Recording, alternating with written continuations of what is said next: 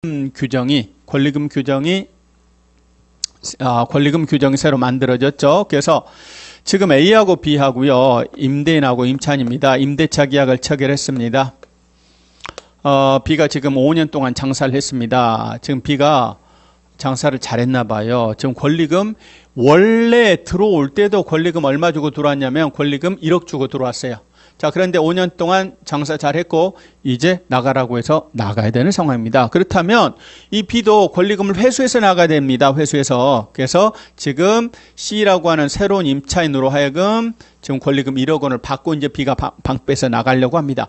그런데 임대인께서 그 권리금을 중간에 가로채서 따먹는 경우들이 발생해요. 그래서 임차인의 재산권이 임대인한테 넘어가는 그런 경우들이 많습니다. 이걸 막기 위해서 권리금 규정이 상가건물 임대차법에 만들어졌어요. 자, 그래서 상임법에 보니까 임대인께서는 다음과 같은 짓을 하지 마라 그랬어요. 지금 임대차 계약은요, A하고 B 사이에 체결되고 이제 앞으로는 A하고 C 사이에 임대차 계약을 체결할 겁니다.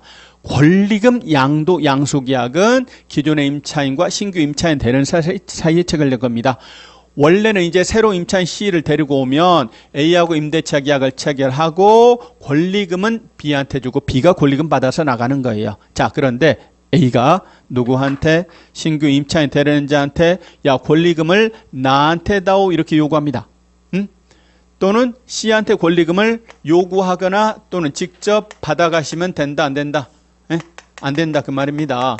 지금요, B가 권리금 회수하는 걸 A가 방해를 했어요. 그래서 기간이 만료인데 새로 임차인을 구하지 못하면 B는 나가야 됩니다. 그렇다면 그 권리금을 결국 누가 먹게 되냐면 A가 새로 들어온 사람에게 권리금을 불러서 그거를 챙기거나 이런 경우가 발생해요. 그래서 B가 이 권리금 회수하는 걸 A가 방해해서는 안 됩니다. 그래서 너가 새로 임차인 되는 자에게 권리금을 요구하거나 수수해서는 안 됩니다. 또는 이 양반이 B한테 권리금 주려고 하는 것을 임대인이 방해하시면 안 된다 그 말입니다.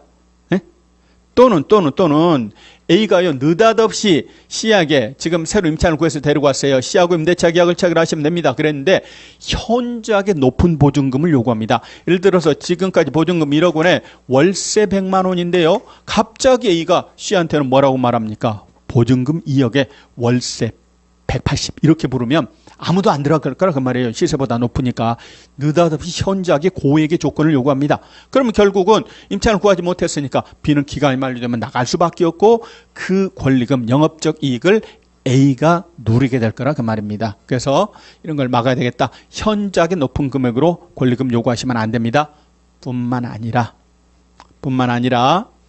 정당한 사유 없이 임대차 계약 체결을 거절합니다. A가요, C를 데리고 왔어요. B가 C를 데리고 왔어요. 이 양반하고 임대차 계약을 체결하시면 됩니다. 새로운 임차입니다. 그런데 A가 정당한 이유도 없이 그냥 저 사람 인상이 더러워서 안 해. 이렇게 말하면 된다, 안 된다? 안 된다 그 말이에요. 정당한 이유 없이 계약 체결을 거절할 수 없어요. 물론 정당한 사유가 있다면 A는 거절할 수 있겠죠. 예를 들어 알고 봤더니 C가 임차인이라고 데려온 C가 무자력입니다. 돈이 한 푼도 없는 무자력이에요. 그렇다면 이때는 거절할 수가 있겠죠. 그런 정당한 사유가 없는 한 거절하시면 안 되고, 만약에 A가 권리금 회수를 방해했어요. 그래서 B에게 손해가 발생했으면 B는 A에 대해서요, 손해배상 청구를 할 수 있어요.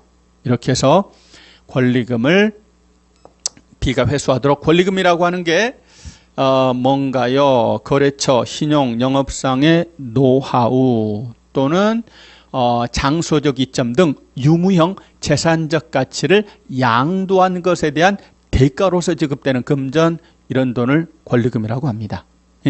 권리금을 임차인이 뺏기는 것을 막기 위해서 상임법에서 권리금 보호 규정을 신설을 했습니다. 26회 시험에서도 일부 내용이 나왔고 우리 27회 시험에서도 신설된 내용이니까 거의 출제가 된다 이렇게 보시고, 특히 권리금 부분은 정리를 잘 해놓으실 필요가 있습니다. 자, 이렇게 해서 입문과정 공부를 해봤습니다. 입문과정 공부를 해서 가볍게 전범위에 걸쳐서 쭉 스크린했습니다. 이제 우리가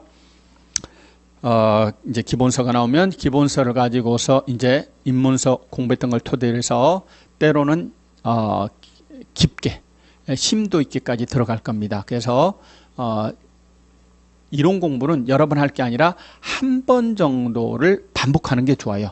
그래서 이 기초적인 수준에서부터 심화 부분까지를 같이 기본 이론편에 이제 1월 달서부터 공부를 하게 될 겁니다. 그래서 그거를 반복 복습을 하시면 될 겁니다. 이것저것 하면 오히려 헷갈립니다. 똑같은 거를 반복적으로 공부하는 게 훨씬 수험 생활에 효과적인 결과를 가져올 수 있습니다. 자, 고생하셨고, 그러면 기본서 나오면 기본서로 가지고 다시 찾아뵙도록 하겠습니다. 수고하셨습니다.